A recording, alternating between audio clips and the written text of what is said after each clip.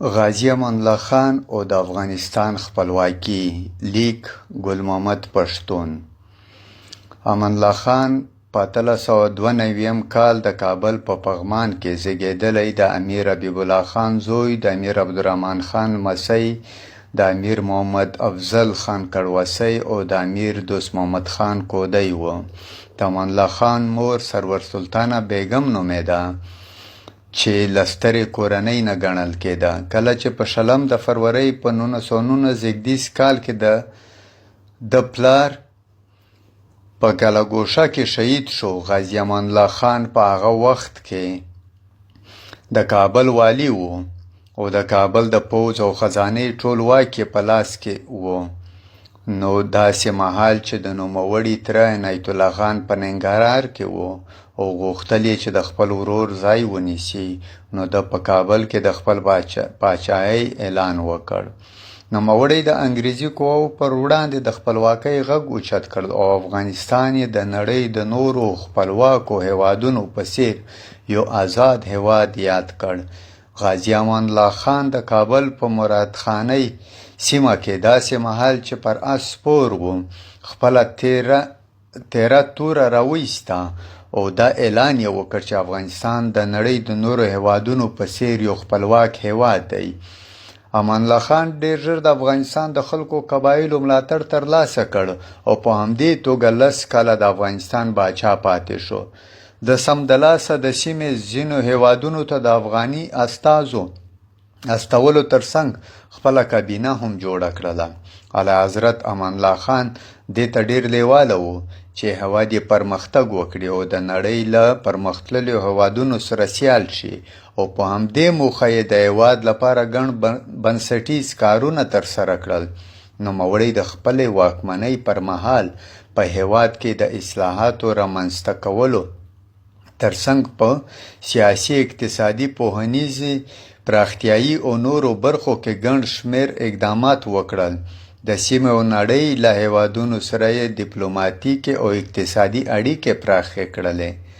غازي امان الله خان د اصلاحاتو په برخه کې ځینې اقدامات وکړل چې تر ټولو مهم یې د قوانینو طرح او تطبیق، د پوهنیز بهیر پراختیا، د لسګونو مجلو او جریدو رامنځته کېدل او خپرېدل، په اقتصادي برخه کې د ګڼو پروژو تطبیق او د نړۍ بازارونو ته د افغاني صنایعو لار پیدا کول او د هیواد په داخل کې د نویو ښارونو جوړېدل شامل وو.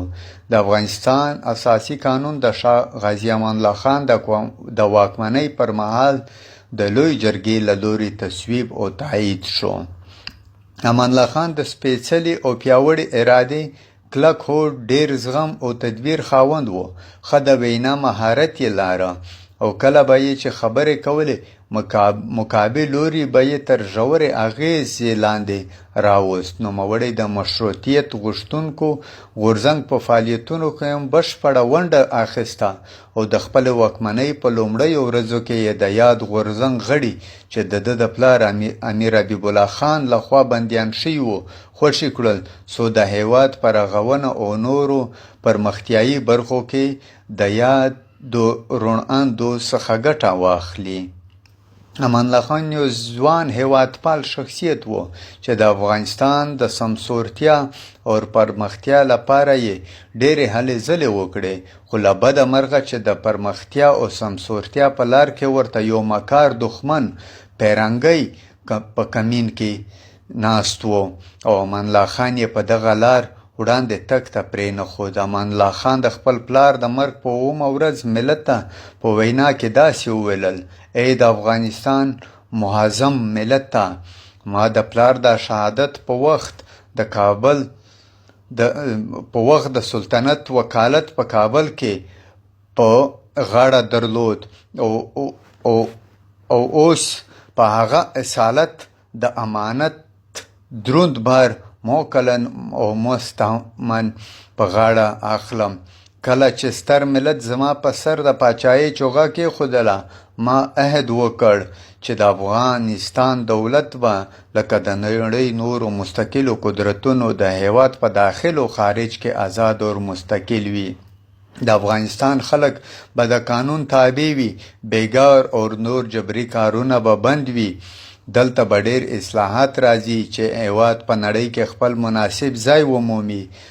زه به د شاورهم فی الامر پر اساس د هیواد چارې اجرا کوم.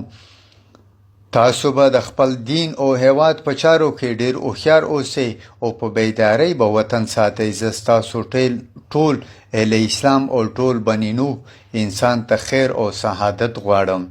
کله چې اعلیحضرت امان الله خان انګریزانو ته د افغانستان خپلواکي اعلان کړه، انګریزانو هیڅ غوږ پرې ونه ګراوه، نو ځکه اعلیحضرت اړ شو چې د انګریزانو په وړاندې د غزا او جهاد اعلان وکړي. افغان ملت په ډېر وخت کې انګریزانو ته ماته ورکړه. افغان ملت په ډېر لږ وخت کې انګریزانو ته ماته ورکړه. انګریزانو چالاکي وکړه، د خپلې شرمېدونکې ماتې د پردې کولو لپاره یې د سولې خبرې پیل کړې او د افغان غازیانو د لا نورې پرمختیا مخنیوی یې وکړ. د هېواد د فرهنګ د غوړېدا په لړ کې د اعلیحضرت امان الله خان لومړی ګام د امان افغان خپرول و چې لومړی ګڼه یې د 1919 زېږدیز کال د اپریل په 12مه د عبدالهادي داوي په مدیریت خپره شوه. دغه خپرونې د خلکو د ذهنونو په روښانولو کې پوره ونډه واخیسته او هیوادوالو ته یې د هیواد د پرمختیا لوري په ګوته کړ. د مطبوعاتو په برخه کې بیا وروسته په لسګونو نورې جریدې او مجلې خپرې شوې او په هر ولایت کې یوې جریدې خپرونې کولې. همدا وخت د ارشاد النسوان په نامه د ښځو یوه خپرونه هم وه. د قانون جوړولو په برخه کې امان الله خان د 1922 زېږدیز کال د فروری په 29مه په جلال آباد کې د ملت د 872 استازیو په ګډون لویه جرګه جوړه کړه او په 1923 کال کې یې د افغانستان لومړنی اساسی قانون تصویب کړ. په اقتصادي برخه کې یې د صنایعو انکشاف ته پوره پام وکړ او په باندینی تجارت کې یې افغاني پیداوارو د نړۍ مارکیټونو ته لاره ومونده. په عمراني برخه کې نوي ښارونه جوړ شول او د کابل ښار له پخوا څخه څو چنده پراخ شو. د ولایتونو ترمنځ لارې او سړکونه له سره جوړ شول او په لارو کې د مسافرو د هوساینې لپاره هوټلونه جوړ شول. اعلیحضرت افغان زده کوونکي د لوړو زده کړو لپاره بهرنیو هیوادونو ته په دې موخه واستوه چې د هیواد په بشپړه ابادۍ او سمسورۍ کې برخه واخلي. خو له بده مرغه ځینو شر غوښتونکو د پاچا دغو ټولو ښو کارونو ته بل نوم او عنوان ورکړ. باچا ته یې سردرد او د پرمختیا د کارونو په وړاندې یې خنډونه جوړ کړل. کله چې حضرت امان الله خان د هیواد د لا پرمختیا په هیله 1920 زېږدیز کال په وروستیو کې د اروپا په سفر ووت او چې بیرته له سفره راستون شو، د پاچا د اصلاحي کارونو په وړاندې خنډونه لا نور هم زیات کړل شول او بیا د سکاو زوی اړی ګړی جوړ کړ. حضرت نه غوښتل چې په هېواد کې یې وینه تویه شي او د 1919 زېږدیز کال د جنوري په لومړۍ اونۍ کې یې استعفا ورکړه او په ځای خپل ورور عنایت الله په پاچاهۍ وټاکه. خو د سکاو د زوی په سر کې د پاچاهۍ نښه وه او ارګ یې کلابند کړ او اعلیحضرت عنایت الله هم له پاچاهۍ لاس په سر شو.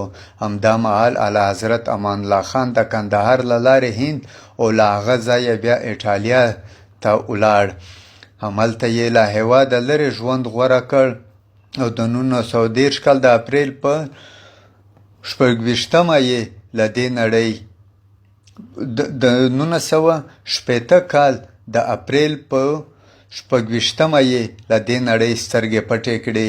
اروا یې ښه د اعلیحضرت د وصیت له مخې د هغه جنازه افغانستان ته راوړل شوه او په جلال آباد کې د خپل پلار د مرکد ترڅنګ خاورو ته وسپارل شوه. غازي امان الله خان له واکمنۍ وروسته د نورو حکومتونو پر مهال د افغانستان خپلواکي چې د غازی امان الله خان په تدبیر او میړانه ترلاسه شوې ده په شاندارو مراسمو لمانځل کېده، خو د کلونو په تېرېدو سره د حکومتونو په ګډون خلکو دا مهم او تاریخي ورځ هېره کړه او څنګه چې باید ولمانځل شي نه لمانځل کېدله. اوسنیو حکومتونو ته او ولسونو ته پکار ده چې د هېواد په ټولو برخو کې د غازی امان الله خان لاره غوره کړي او د هېواد د هغه مهال په څېر خپلواک، امن، سوکاله، پرمختللی او د پردیو د لاسونو او منګولو وژغوري. ټولو افغانانو ته، ټول ملت ته د سلمې د استقلال د مبارکۍ غږ کوو. الله دې وکړي چې افغانستان کې سوله، امن او پرمختګ ته لاره برابره شي. د خان شهید لایبري یوټیوب چینل لخوا ټولو هیوادوالو ته د سلمې کلیزې د خپلواکۍ د سلمې کلیزې مبارکي وایو. مننه.